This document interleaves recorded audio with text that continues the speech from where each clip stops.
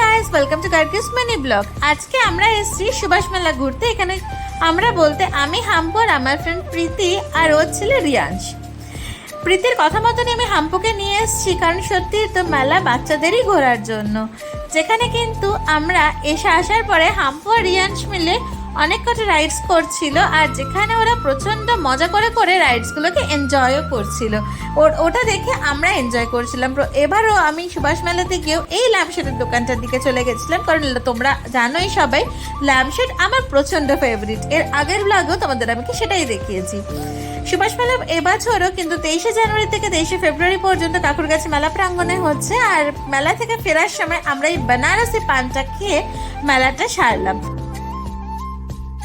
কেমন লাগলো আমার এই সুভাষ মেলা ঘোরার ব্লগটা জানাতে আমাকে অবশ্যই কমেন্ট করো। আর ভালো লাগলে আমার চ্যানেলটা লাইক, শেয়ার আর সাবস্ক্রাইব করো।